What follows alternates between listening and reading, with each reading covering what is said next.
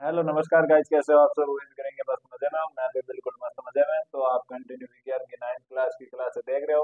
उनमें ही लास्ट आज 12th chapter है।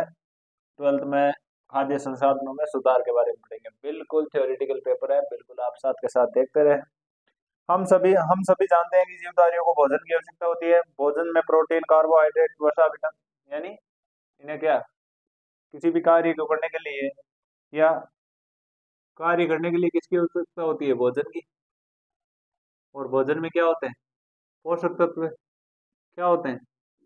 पोषक तत्व। पोषक तत्व कौन कौन से होते हैं? 5 होते हैं। Carbohydrate, carbohydrate, vitamin, vitamin, protein,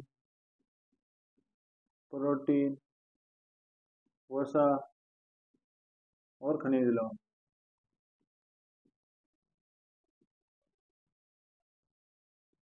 और खनिज लवण। तो सभी जीवधारियों को जीवित रहने के लिए भोजन की आवश्यकता होती है। भोजन में पोषक तत्व होता है। पोषक तत्व मुख्य रूप से 5 प्रकार के होते हैं। कार्बोहाइड्रेट, विटामिन, प्रोटीन, वसा, खनिज लवण। वसा, कार्बोहाइड्रेट, विटामिन, खनिज लवण पर्याप्त मात्रा में होते हैं। इन सभी तत्वों की आवश्यकता के हमारे विकास और वृद्धि तथा स्वास्थ्य के लिए। इनकी आवश्यकता कहाँ होती है? इनकी आवश्यकता होती है हमारे वृद्धि और विकास के लिए। किसके लिए? वृद्धि एवं विकास के लिए इन पोषक तत्वों की आवश्यकता होती है। फिर आगे, पौधे तथा जंतु दोनों ही हमारे भोजन के मुख्य स्रोत है। अधिकांश भोज्य पदार्थ हमें कृषि या पशुपालन से। अब भोज्य पदार्थ हमें कहाँ से प्राप्त होते हैं? कृषि और पशुपालन से। भोज्य पदार्थ कृषि एवं पशुपालन, अधिकांश तो इन्हीं से प्राप्त होते हैं। आगे देखना, हमें प्राय समाचार पत्रों में पढ़ते हैं कि कृषि उत्पादन तथा पशुपालन को बढ़ाने के प्रयास हो रहे हैं। वर्तमान उत्पादन स्तर पर भी निर्वह कर सकते हैं, यानी उत्पादन स्तर बढ़ाने के लिए भी बहुत सी योजनाएं लागू की गई है। भारत की जनसंख्या बहुत अधिक है। हमारे देश की जनसंख्या 100 करोड़ से अधिक है तथा इसमें लगातार वृद्धि हो रही है। इस बढ़ती हुई जनसंख्या के लिए अन्न उत्पादन की आवश्यकता होगी और ये अधिक वृद्धि या अधिक भूमि पर कृषि करने में संभव हो सकती है। परंतु भारत में पहले से ही अत्यंत स्थान पर खेती होती है। कृषि के लिए और अधिक भूमि उपलब्ध है संभव नहीं है। इसलिए फसल तथा पशुधन के उत्पादन की क्षमता को बढ़ाना आवश्यक है। यानी बढ़ती हुई जनसंख्या को लेकर हमें इन दोनों ही कृषि और पशुपालन बढ़ाने की आवश्यकता है। इसके लिए सरकार भी बार बार कदम उठा रही है। अत्यधिक कृषि की या अत्यधिक फसल उत्पादन की आवश्यकता है और पशुधन या पशुपालन की भी आवश्यकता है।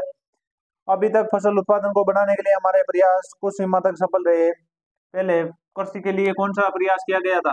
हरित क्रांति। हरित क्रांति। और पशुपालन के लिए श्वेत क्रांति।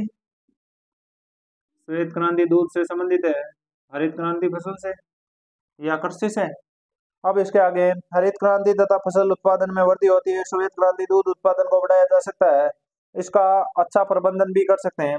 इन क्रांतियों की प्रक्रिया में हमारी प्राकृतिक संपदाओं का बहुत अधिक उपयोग हुआ है। इसके परिणाम स्वरूप हमारी प्राकृतिक संपदाओं को हानि होने के अवसर बढ़ गए हैं, जिससे प्राकृतिक संतुलन बिगड़ने का खतरा बढ़ गया है। अतः हम ये महत्वपूर्ण है कि फसल उत्पादन बढ़ाने के लिए हमारे प्रयास पर्यावरण तथा पर्यावरण को संतुलित बनाए रखने वाले कारकों की क्षति न पहुंचाए। इसीलिए कृषि तथा पशुपालन के लिए सुपोषणीय प्रणालियों को अपनाने की आवश्यकता है। अब आगे सुनो। केवल फसल उत्पादन बढ़ाने के लिए गोदामों में संचित कुपोषण तथा भूख की समस्या समाधान नहीं हो सकता, लेकिन लोगों को अनाज खरीदते या खरीदने के लिए धन की आवश्यकता भी होती है। खाद्य सुरक्षा या उसके उत्पादन दोनों पर निर्भर करता है। किस किस पर? खाद्य सुरक्षा और उत्पादन पर। इसके आगे हम देखेंगे, पहली हेडिंग है फसल उत्पादन में उन्नति। क्या?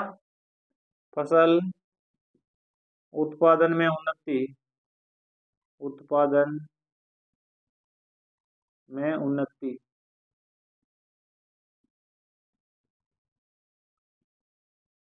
फसल उत्पादन में उन्नति। ऊर्जा की आवश्यकता के लिए अनाज जैसे गेहूं, चावल, मक्का, बाजरा, ज्वार से कार्बोहाइड्रेट प्राप्त होता है। दालों से प्रोटीन प्राप्त होता है। और तेलीय जैसे सोयाबीन, मूंगफली, तिल, अरंड, सरसों आदि से क्या वसा प्राप्त होती है। सब्जियों, मसालों तथा फलों से विटामिन तथा खनिज लवण प्रचुर मात्रा में प्राप्त होते हैं। प्रोटीन, वसा तथा कार्बोहाइड्रेट भी प्राप्त होते हैं। चारा फसलें जैसे वर्षमीय, जई, सूडान घास आदि से पशुधन के चारे के रूप में किया जाता है। यानी अब आपको स्रोत बता दिया गया। दालों से प्रोटीन प्राप्त होता है और भोज्य पदार्थ जैसे रोटी, कार्बोहाइड्रेट प्राप्त होता है। और तिलहन से हमें वसा की पूर्ति होती है। और सब फल और सब्जियों से क्या विटामिन मिलता है। तो इस प्रकार आगे देखेंगे। जीवन चक्र पूरा कर सकें यानी विभिन्न फसलों के लिए विभिन्न जलवायु संबंधी परिस्थितियां तथा ताप तथा दीप्त काल की आवश्यकता होती है। फिर सभी पौधे सूर्य के प्रकाश से प्रकाश संश्लेषण द्वारा अपना भोजन बनाते हैं। कुछ ऐसी फसलें हैं जिन्हें हम वर्षा ऋतु में उगाते हैं, उन्हें क्या कहते हैं? खरीफ। वर्षा ऋतु में उगाने वाली फसलें खरीफ, उदाहरण याद रखना। और सर्दी की ऋतु में रबी। कौन सी? छोटी मात्रा आएगी क्या रबी में? जो भी आ रही है देख लेना। रबी ये जून जुलाई में आरंभ होकर अक्टूबर मास तक चलती है। खरीफ की फसलें, कुछ फसलें शीत ऋतु में उगाई जाती है जो नवंबर से अप्रैल मास तक होती है। इन फसलों को रबी की फसल कहते हैं। इसमें पहले तो उदाहरण दे रखे हैं खरीफ के। धान, सोयाबीन, अरहर, मक्का, मूंग तथा उड़द खरीफ की है। और गेहूं, चना, मटर, सरसों, अलसी रबी की फसलें हैं। फिर है फसल उत्पादन में सुधार की प्रक्रिया में प्रयुक्त गतिविधियां कौन कौन सी है। तो पहली गतिविधि कौन सी है? पहली गतिविधि होगी फसल की किस्मों में सुधार। फसल की किस्मों में सुधार। किस्मों में सुधार। दूसरा कौन सा होगा? पहला फसल की किस्मों में सुधार, दूसरा फसल उत्पादन प्रबंधन। फसल उत्पादन एवं प्रबंधन। प्रबंधन। तीसरा कौन सा होगा? फसल सुरक्षा प्रबंधन। फसल सुरक्षा प्रबंधन। कुछ इस प्रकार की गतिविधियां की गई थी। अब है फसल किस्मों में सुधार। अब हम कौन सी पढ़ेंगे? पहली पढ़ेंगे, तो ध्यानपूर्वक सुनना। फसल का उत्पादन अच्छा हो इसके प्रयासों या फसल की किस्मों के चयन पर निर्भर करता है। फसल की किस्मों तथा प्रबंधों के लिए विभिन्न उपयोगी गुणों जैसे रोग प्रतिरोधक क्षमता, उर्वरक के प्रति अनुरूपता, उत्पादन की गुणवत्ता का चयन प्रजनन द्वारा कर सकते हैं।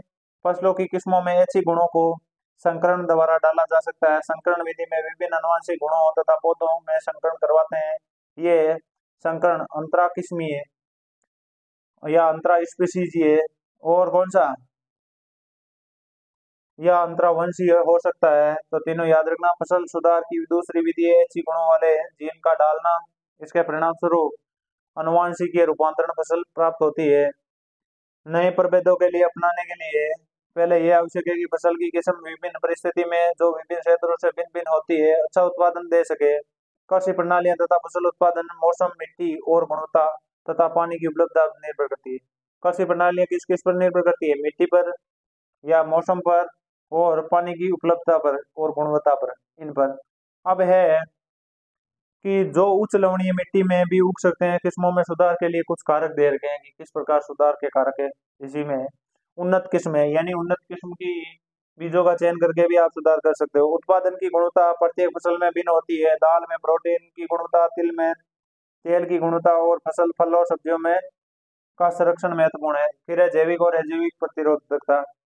कीटों से सुरक्षा किस प्रकार होती है। फिर उसके बाद आती है परिपक्वन काल की परिवर्तन या परिपक्वन काल में परिवर्तन। यानी जो पहले क्या होता था, देसी बाजरा वगैरह होता है वो 4 महीने से पकता था, लेकिन आजकल हाइब्रिड बीज आते हैं वो 2 महीने में पक जाते हैं, यानी 60 दिन का समय होता है।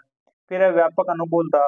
अनुकूलता वाली किस्मों का विकास करना पर्यावरणीय परिस्थितियों से फसल उत्पादन को स्थायी करने में सहायक होगा। फिर है ऐच्छिक सस्य विज्ञान गुण। चारे वाली फसलों के लिए लंबी तथा सघन शाखाएं ऐच्छिक गुण है। अब इसके बाद दूसरा आता है फसल उत्पादन एवं प्रबंधन।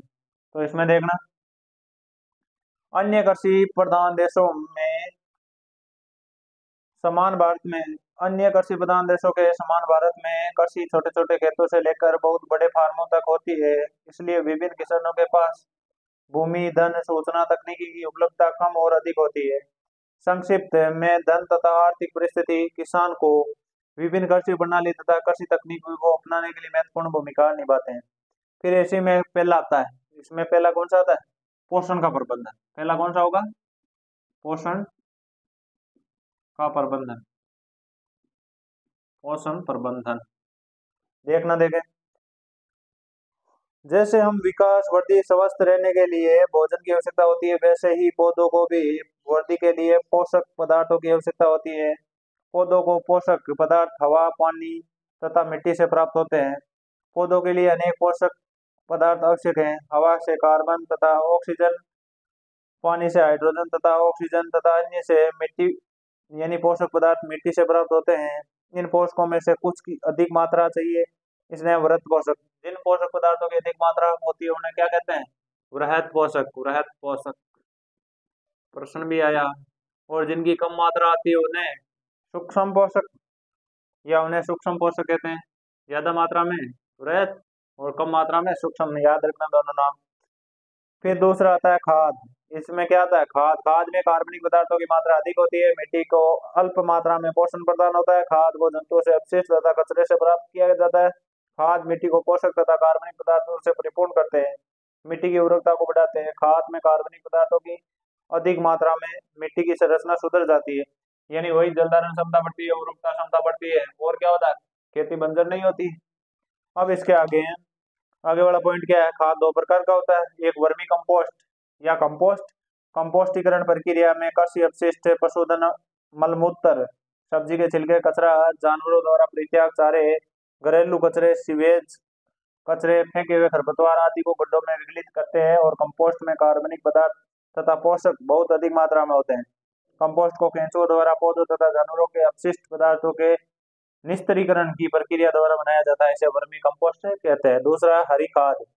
फसल उगाने से पहले खेतों में कुछ जैसे पटसन, मूंग तथा ग्वार आदि उग जाते हैं। तत्पश्चात उन पर हल चलाकर खेत की मिट्टी में मिला दिया जाता है। ये हरी खाद में परिवर्तित हो जाती है और नाइट्रोजन और फास्फोरस मिलता है। अब खाद के बाद क्या आता है? उर्वरक। उर्वरक है वो एक कार्बनिक होता है, या फैक्ट्रियों में बनाया जाने वाला है व्यवसायिक रूप से। उर्वरक नाइट्रोजन, फास्फोरस, पोटेशियम प्रदान करते हैं। ये अच्छी कायिक वृद्धि होती है तथा स्वस्थ पौधों की प्राप्ति होती है। अधिक उत्पादन के लिए उर्वरक का उपयोग किया जाता है और ये आर्थिक दृष्टि से महंगे पड़ते हैं। फिर इसके बाद आता है सिंचाई। दूसरा पॉइंट, ये तो इसी में पोषण प्रबंधन में था। दूसरा सिंचाई। दूसरा क्या आता है? सिंचाई। आगे देखना। भारत में अधिकांश खेती वर्षा पर आधारित है। 60% खेती है वो वर्षा पर ही आधारित है। अर्थात अधिकांश क्षेत्रों में फसल की उपज समय पर मानसून आने तथा वृद्धि काल में उचित वर्षा होने पर निर्भर करती है। इससे इसीलिए कम वर्षा होने पर फसल उत्पादन कम हो जाता है। फसल की वृद्धि काल में उचित समय पर सिंचाई करने से संभावित फसल उत्पादन में वृद्धि हो सकती है। इसलिए एकाधिक कृषि भूमि को सुनिश्चित करने के लिए बहुत से उपाय किए जा सकते हैं। कौन कौन से हैं? भारत में अनेक पानी के स्रोत हैं और विभिन्न प्रकार की जलवायु है। इन परिस्थितियों में विभिन्न प्रकार के सिंचाई की विधियां पानी के स्रोतों की उपलब्धता के आधार पर अपनाई जाती है। कौन कौन सी? पहले कुएं। कुएं दो प्रकार के होते हैं, खुदे हुए कुएं और नलकूप, यानी वही पुराने वाले कुएं और ये ट्यूबवेल जो भी होता है। फिर नहरें। नहरें ये सिंचाई का एक बहुत विस्तृत तथा व्यापक तंत्र है। इसमें पानी एक या अधिक जलाशय या नदियों से आता है। फिर है नदी जल उठाव प्रणाली। जिन क्षेत्रों में जलाशयों में कम पानी मिलने के कारण नहरों का बहाव अनियमित अथवा अपर्याप्त होता है। फिर है तालाब। छोटे जलाशय जो छोटे क्षेत्रों में बहे हुए पानी का संग्रह करते हैं, तालाब का रूप ले लेते हैं। अब फिर तीसरा आता है फसल पैटर्न। सिंचाई के बाद क्या आता है? फसल पैटर्न। फसल पैटर्न जो भी है, अधिक लाभ प्राप्त करने के लिए फसल उगाने की विभिन्न विधियों का उपयोग करते हैं। फसल मिश्रित फसल में दो या दो से अधिक फसलें एक साथ एक ही खेत में उगाई जाती हैं। फिर अंतरा फसलीकरण कहते हैं इन्हें। अंतरा फसलीकरण में दो या दो से अधिक फसलों को एक साथ एक ही खेत में निर्दिष्ट पैटर्न पर उगाते हैं। कुछ पंक्तियां एक फसल की तथा एकांतर क्रम में दूसरी फसल की बो दिया जाता है। इसके आगे देखना, किसी खेत में क्रमवार एवं पूर्व नियोजन कार्यक्रम के अनुसार विभिन्न फसलों के उगाने के लिए फसल चक्र कहते हैं। दूसरा क्या आता है, पहला अंतरा फसलीकरण, फिर आता है फसल चक्र। परिपक्वन काल के आधार पर विभिन्न फसलें सम्मिश्र या फसल चक्र अपनाया जाता है। एक कटाई के बाद दूसरी फसल उगानी चाहिए तथा नमी तथा सिंचाई की उपलब्धता पर निर्भर करता है। फिर फसल सुरक्षा प्रबंधन, फिर तीसरा क्या आता है, फसल सुरक्षा प्रबंधन। खेतों में फसल खरपतवार, कीट, पीड़क तथा रोगों से प्रभावित होती है। यदि समय रहते खरपतवार तथा पीड़कों को नियंत्रित नहीं किया जाए तो वे फसल में को बहुत हानि पहुंचाते हैं। खरपतवार कृषि योग्य भूमि में अनावश्यक पौधे होते हैं। गोखरू, गाजर घास, मोथा खरपतवार भोजन स्थान तथा प्रकाश के लिए स्पर्धा करते हैं या खरपतवार पोषक तत्व भी लेते हैं, जिनसे फसल की वृद्धि कम होती है। इसे अच्छी पैदावार के लिए प्रारंभिक अवस्था में ही खरपतवार को खेतों से निकाल देना चाहिए। फिर है कीट पीड़क, तीन प्रकार से पौधे पर आक्रमण करते हैं। पहला, ये मूल, मूल का मतलब जड़ें, तने तथा पत्तियों को काट देते हैं। ये पौधों के विभिन्न भागों में कोशिकीय रस चूस लेते हैं। तीसरा, ये तने तथा फलों से छिद्र कर देते हैं। इस प्रकार के फसल को खराब कर देते हैं और फसल उत्पादन भी कम हो जाता है। फिर इसके आगे हैं खरपतवार, कीट तथा रोगों का नियंत्रण कई विधियों द्वारा किया जा सकता है। पीड़कनाशी, शाकनाशी, कवकनाशी आदि के द्वारा। फिर आगे है यांत्रिक विधि द्वारा खरपतवार को हटाना एक विधि है। निरोधक विधियां, समय पर फसल उगाना, उचित क्यारियों का तैयार करना, फसलीकरण, अंतरा फसलीकरण तथा फसल चक्कर खरपतवार को नियंत्रित करने में सहायक होती है। पीड़कों पर नियंत्रण पाने के लिए प्रतिरोध क्षमता वाली किस्मों का उपयोग किया जाता है। फिर इसके बाद आगे बात जाता है अनाज और भंडारण। इसके बाद क्या आ जाता है, अनाज, अनाज व भंडारण, अनाज व भंडारण या अनाज का भंडारण। दूसरा क्या लिखोगे, अनाज का भंडारण। कृषि उत्पादन के भंडारण में बहुत हानि हो सकती है। इस हानि के लिए जैविक कारक, कीट, कृंतक, कवक, चींचड़ी तथा जीवाणु है। इस हानि में अजैविक कारक भंडारण के स्थान पर उपयुक्त नमी व ताप का अभाव है। ये कारक उत्पादन की गुणवत्ता को खराब कर देते हैं, वजन कम कर देते हैं और अंकुरण करने की क्षमता कम कर देते हैं। उत्पाद को बदरंग कर देते हैं। ये लक्षण बाजार में उत्पाद की कीमत को कम कर देते हैं और कारकों पर नियंत्रण करने के लिए भी उचित भंडारण का प्रबंधन होना चाहिए। निरोधक या नियंत्रण विधियों का उपयोग भंडारण करने से पहले किया जाना चाहिए। इन विधियों के भंडारण से पहले उत्पाद की नियंत्रण सफाई अच्छी तरह से पहले धूप में सुखाना और बाद में छाया में सुखाना चाहिए। दीमक का या पीड़क मर जाए इसीलिए सम्मिलित किया जाता है। फिर है पशुपालन। इसके बाद क्या आता है, दूसरा, ये तो फसल के बारे में था। अब दूसरा कौन सी हेडिंग आती है, पशुपालन। हमने क्या कहा, बढ़ती हुई जनसंख्या के लिए ये तो कृषि होनी चाहिए, दूसरा क्या होना चाहिए, पशुपालन। तो दूसरा आ रहा है पशुपालन। किस प्रकार पशुपालन करना चाहिए, ये तो कृषि पर आधारित था। पशुधन के प्रबंधन को पशुपालन कहते हैं। इसके अंतर्गत बहुत से कार्य, भोजन देना, प्रजनन, रोगों पर नियंत्रण करना, जनसंख्या वृद्धि तथा रहन सहन के स्तर में वृद्धि के कारण अंडों, दूध तथा मांस की खपत बढ़ रही है। पशुधन के लिए मानवीय व्यवहार के प्रति जागरूकता होने के कारण पशुधन खेती के लिए कई परेशानियां आ गई है। पशुधन उत्पादन बढ़ाने व उनमें सुधार की आवश्यकता है। फिर एक कृषि, पशु कृषि। अब कौन सा हेडिंग आता है, पशु कृषि। पशुपालन के दो उद्देश्य है, दूध देने वाले पशु तथा कृषि कार्य के लिए पशुओं को पालना। भारतीय पालतू पशुओं के दो मुख्य स्पीशीज है, एक तो गाय, एक भैंस। दूध देने वाली माताओं को दुधारू पशु कहते हैं। याद रखना, परिभाषाएं छोटी छोटी है मगर पूछी जा सकती है। फिर उसके बाद दूध उत्पादन पशुओं के दूध श्रवण के काल का समय तक निर्धारित करता है। इसका अर्थ है बच्चे के जन्म के पश्चात दूध उत्पादन का समय है। इस प्रकार दूध उत्पादन दूध श्रवण काल को बढ़ाने से कम हो सकता है। लंबे समय तक दुग्ध श्रवण काल के लिए विदेशी नस्लों जैसे जर्सी, ब्राउन स्विक्स का चुनाव करते हैं। देसी नस्लों जैसे रेड सिंधी, साहिवाल में रोग प्रतिरोधक क्षमता बहुत अधिक होती है। यदि इन दोनों नस्लों में संकरण कराया जाए तो एक ऐसी संतति प्राप्त होती है जिसमें दोनों अच्छे गुण हो। कौन कौन से, रोग प्रतिरोधक क्षमता और लंबा दूध श्रवण काल। उत्पादन की मात्रा मानवीय व्यवहार आधारित पशुपालन या पशुपालनों के स्वास्थ्य तथा स्वस्थ दूध उत्पादन के लिए गाय तथा भैंस के शरीर को उचित सफाई तथा आवास की आवश्यकता होती है। पशु के लिए शरीर पर जड़े हुए बाल तथा धूल को हटाने के लिए नियमित रूप से पशुओं की सफाई करनी चाहिए। दूध देने वाले पशु के आहार की आवश्यकता दो प्रकार की होती है। एक प्रकार का आहार जो मुख्य स्वास्थ्य उसके स्वास्थ्य को बनाए रखें। दूसरा होता है दूध उत्पादन को बढ़ाए। पहले मोटा चारा आता है, दूसरा आता है शानदार जिनमें रेशे कम होते हैं। तो और उसके बाद पशु अनेक प्रकार के रोगों से ग्रसित हो जाते हैं। इनके कारण उनकी दूध उत्पादन क्षमता में कमी आती है और उनकी मृत्यु हो सकती है। एक पशु नियमित रूप से खाता है तो और ठीक ढंग से बैठता है, उड़ता है, परजीवी तथा अंत परजीवी दोनों ही होते हैं। बाह्य परजीवी त्वचा पर रहते हैं और जिनमें पशु को त्वचा रोग हो सकता है। अंत परजीवी जो कीड़े, आमाशय की आंत तथा पर्णकमी, यकृत को प्रभावित करते हैं। अब उसके बाद आता है क्या, कुक्कुट पालन। तीसरा कौन सा आता है, मुर्गी पालन। कुक्कुट या मुर्गी पालन। तो मुर्गी पालन देखना किस प्रकार मुर्गी पालन की बात कर रहे हैं। अंडे व कुक्कुट मांस के उत्पादन को बढ़ाने के लिए मुर्गी पालन किया जाता है। कुक्कुट पालन में उन्नत मुर्गियों की नस्लें विकसित की जाती है। अंडों के लिए अंडे देने वाली मुर्गी पाली जाती है तथा मांस के लिए ब्रॉयलर को पाला जाता है। अब है निम्नलिखित यानी विदेशी नस्ल लैंगहॉर्न नस्ल का संकरण करवाया जाता है। देसी नस्ल एसिल और विदेशी नस्ल लैंगहॉर्न के साथ संकरण करवाने पर क्या क्या होता है, चूजों की संख्या तथा गुणवत्ता में वृद्धि।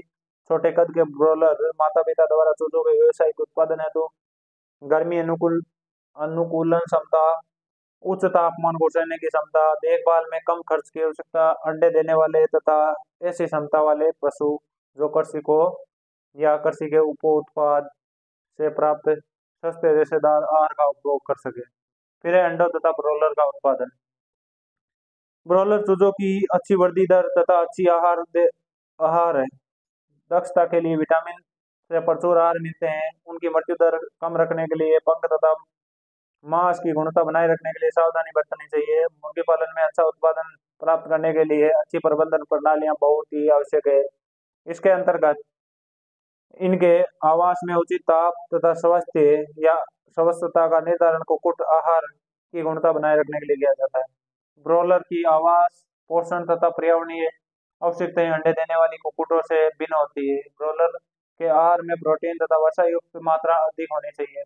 कुक्कुट आहार में विटामिन ए तथा विटामिन के की अधिक मात्रा रखनी चाहिए।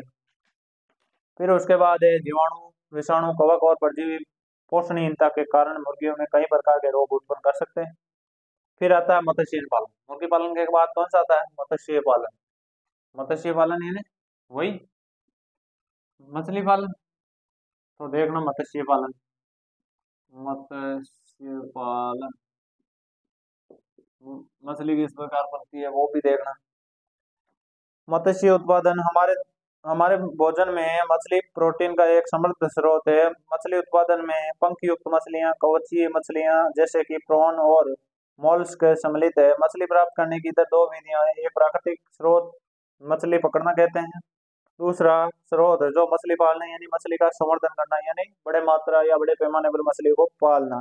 मछलियों के जल स्रोत समुद्री तथा ताजा जल है। लवणीय जल नदियों तथा तालाबों में होता है, इसलिए मछली पकड़ना तथा संवर्धन समुद्र तथा ताजे जल के पारिस्थितिकी तंत्रों में किया जा सकता है। पहला है समुद्री मत्स्य यानी समुद्रों में मछली का पालन। भारत का समुद्री मछली संसाधनों में 7500 किलोमीटर समुद्री तट तथा इसके अतिरिक्त समुद्र की गहराई तक है। सर्वाधिक प्रचलित समुद्री मछलियां प्रोम्फेट, मोरकल, टूना, सार्डाइन तथा बोम्बडक है। मछली यानी समुद्री मछली पकड़ने के लिए विभिन्न प्रकार के जालों का उपयोग किया जाता है। मछली पकड़ने वाले नावों से किया जाता है। सैटेलाइट तथा प्रतिध्वनि गंभीरता मापी से खुले समुद्र में मछलियों के बड़े समूह का पता लगाया जा सकता है। फिर उसके बाद है भविष्य में समुद्री मछलियों का भंडार कम होने की अवस्था में इन मछलियों की पूर्ति संवर्धन के द्वारा हो सकती है। इस प्रणाली को समुद्री संवर्धन या मेरीकल्चर कहते हैं। इसे क्या कहते हैं, मेरीकल्चर। तो फिर है अंतःस्थायी या अंतःस्थलीय मत्स्य। ताजा जल के स्रोत नाले, तालाब, पोखर, नदियां हैं। खारे जल के संसाधन जहाँ समुद्री जल तथा ताजे जल मिश्रित होते हैं, कि नदी मुख तथा लेगुन की महत्वपूर्ण मत्स्य भंडारण है। जब मछलियां का प्रग्रहण अंतःस्थलीय वाले स्रोतों पर किया जाता है तो उत्पादन अधिक नहीं होता। इन स्रोतों से अधिकांश मछली उत्पादन जल संवर्धन द्वारा ही होता है। मछली संवर्धन कभी कभी धान की फसलों के साथ ही किया जा सकता है। अधिक मछली संवर्धन मिश्रित मछली संवर्धन तंत्र से किया जा सकता है। इस प्रक्रिया में देशी तथा आयातित प्रकार की मछलियों का उपयोग किया जा सकता है। मछली संवर्धन में एक समस्या ये है कि इनमें कई मछलियां केवल वर्षा ऋतु में ही जनन करती है। यहाँ तक कि यदि मत्स्य डिंब देसी नस्ल के लिए जाएं तो अन्य स्पीशीज के डिंबों के साथ मिल सकती है। अतः मछली संवर्धन के लिए अच्छी गुणवत्ता वाले डिंबों का उपलब्ध न होना एक गंभीर समस्या है। उसके बाद आता है मधुमक्खी पालन। क्या आता है? मधुमक्खी पालन। इसके बारे में देखो, ये लास्ट टॉपिक है आपके चैप्टर का और आपकी किताब का। मधु या शहद का श्रवण उपयोग होता है, अतः इसके लिए मधुमक्खी पालन का एक उद्यम और कृषि उद्योग बन गया है। क्योंकि मधुमक्खी पालन में पूंजी निवेश कम होता है, इसलिए किसान इसे धनार्जन का अतिरिक्त साधन मानते हैं। शहद के अतिरिक्त मधुमक्खी के छत्ते मोम के बहुत अच्छे स्रोत है। मोम का उपयोग औषधि तैयार करने में किया जाता है। मोम का उपयोग कहाँ किया जाता है?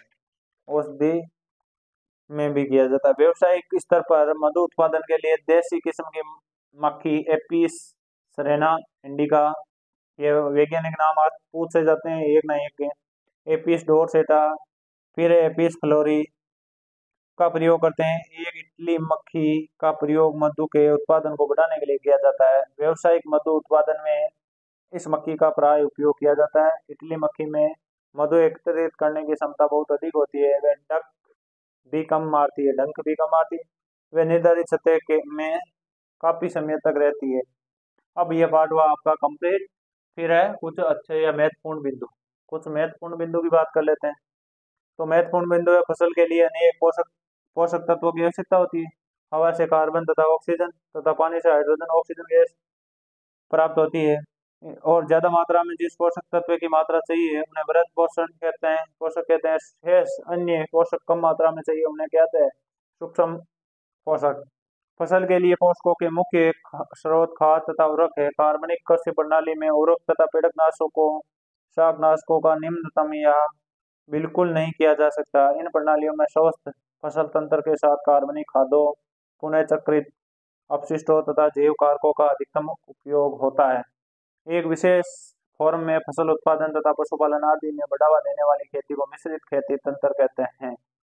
मिश्रित फसल में दो या दो से अधिक फसल उत्पादों को एक ही खेत में एक साथ उगाते हैं।